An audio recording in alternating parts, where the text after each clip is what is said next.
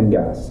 I'm going to cover what I did in order to pass inspections, and I'm going to cover the little details that go into getting your plumbing and gas basically approved by your city inspector. City inspector is going to come in. If you follow all the guidelines for an ADU, he'll give you the okay to go to the next step.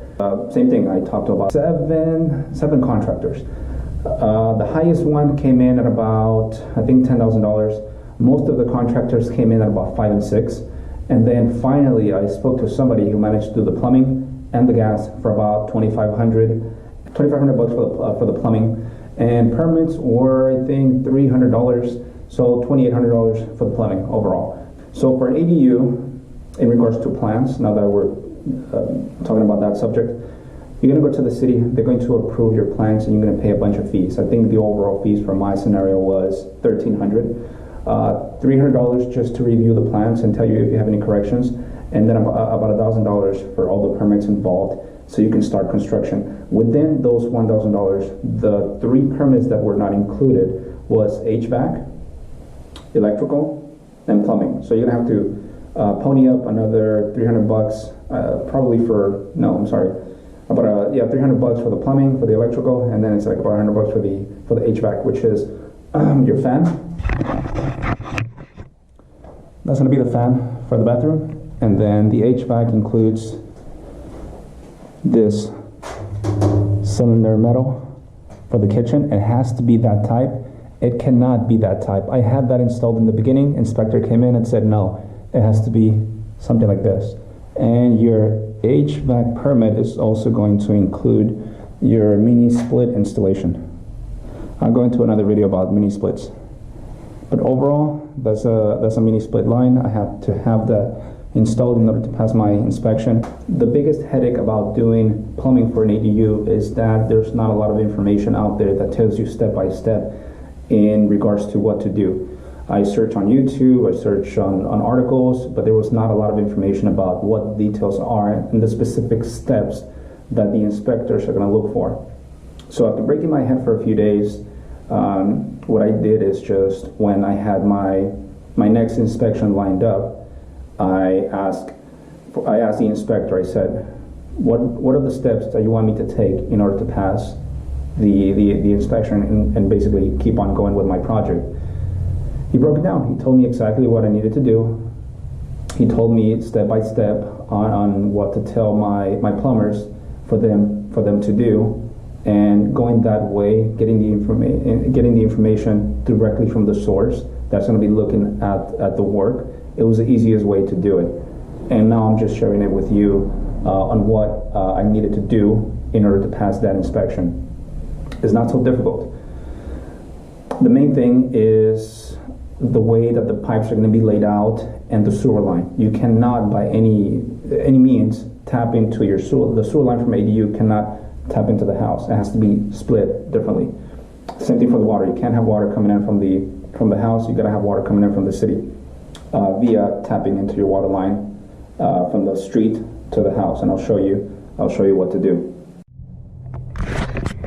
So in regards to the plumbing, one of the few things that you have to do differently in your ADU is all the pipes. So for your ADU, you have to have hot water and cold water coming in from a different line, coming in from the main water line of the city. You have to tap into that, and you have to create a line that's going to provide you with hot water for your ADU. This happens to be the line that provides cold water to my ADU. We tapped into this system, and we ran a line on the bottom of the house. That brought my cost down dramatically, because otherwise they would have to open up the concrete and run it all the way around. A few contractors that I spoke to wanted to go that route and charge me a crazy amount of money. And then the last guy came in and said, you know what, we can just do it through the house. The guy was being really, really honest, and I can't express how helpful he was and what an amazing project he did. So just make sure you cover all your due diligence with the plumbers and see what they have to say. So yes, so you have to have your ADU, you have to provide it with a different line of water. You cannot tap into the main house for water. You cannot bring hot or cold water from your main house to the ADU, it has to be coming in from the city line, and it has to have a emergency shut-off valve.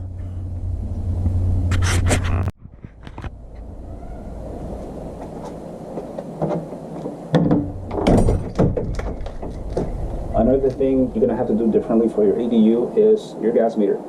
When we started the project, I spoke to the inspector, and he basically told me you're gonna have to upgrade your gas meter to something more powerful. I had a gas meter, it was a little bit smaller.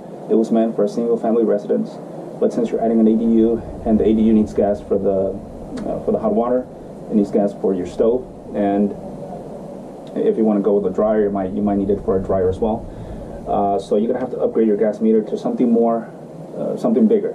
I don't know how big this is. All I did is I called the gas company. I told them I had my permits for an ADU, and I wanted them to install a bigger gas meter. The guy came in, he looked at the thing, and within about 30 minutes, he took the other one out, put this one in. After that, I called my city inspector, and he came in, he looked at it, and he okayed it. Okay, so the other thing you have to do differently for your ADU is your water line. So after you have your water line coming in from the main source, from the city source, is going to come out here. So the first one you saw was the line going into the house. This is the line coming out. This is a direct line of water from the main pipe. Just come in here. You're going to have another emergency shut-off valve. We have that here. And then here's the water going in, and I just installed this so we can have water over here. The city inspector is going to look for all this stuff. If you don't have all this stuff, he's not going to give you the okay. So whenever you talk to your contractors, your plumbing contractors, tell them this is the layout that you want. This is the water line coming in from the corner of the house to the side of the house to here. So this is where the water line comes in. I went with PEX because it's faster to install, and the cost was just overall better. So here we have the water line coming in, and then it's going over this way. Here we go, and that's for the water heater. It goes to the water heater, and then here it splits. One goes to it splits 3 different ways. One goes to the kitchen, one goes to the toilet, another one goes to the shower, and then another section here goes to the sink. Talk to your contractors, let them know you want something like this, or however your ADU is configured, you want something similar to this, and they'll give you an estimate. The gentleman that I spoke to gave me a freaking great deal. I think it was because he lives in the area and it wasn't far for him to travel. And overall, he was amazing, man. He just did an amazing job. That covers water. Now let's look at the sewer. So for your ADU, you're going to have to connect your ADU project. It cannot, by any means, tap into the plumbing of the house. It has to have its own direct line to the sewer going and tapping into the city line. The sewer line from my house runs like this, and it joins here to the city.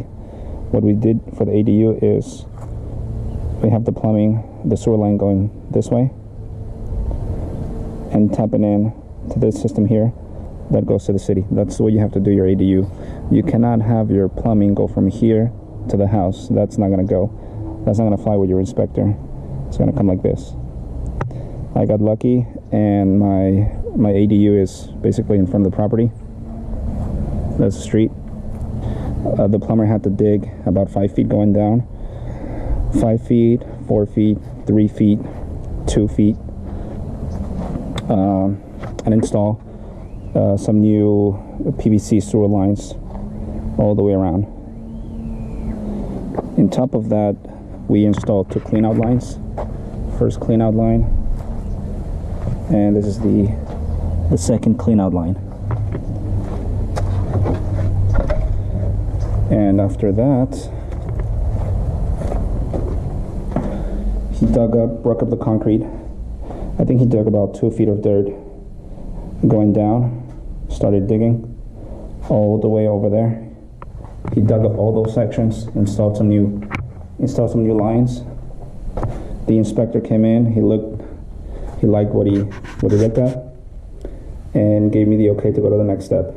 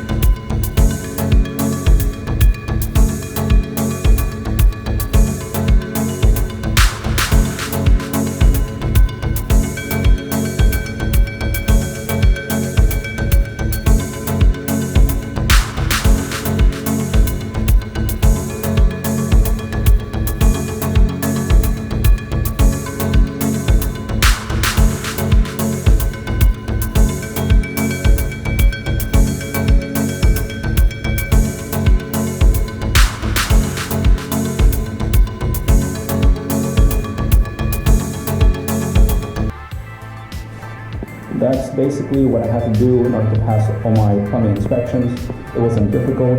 The most difficult part was just trying to figure out what to do, but after I got that out of the way, the work process was fairly smooth. The contractor was great. He didn't do any hiccups at all. There was no corrections that we needed to do when we had our inspections done. Literally zero, because this guy was such a pro.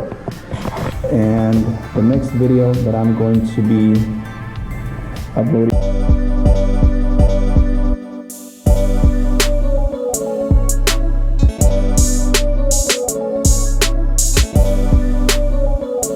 Has that inspection as well. All right, cool. Have a good one.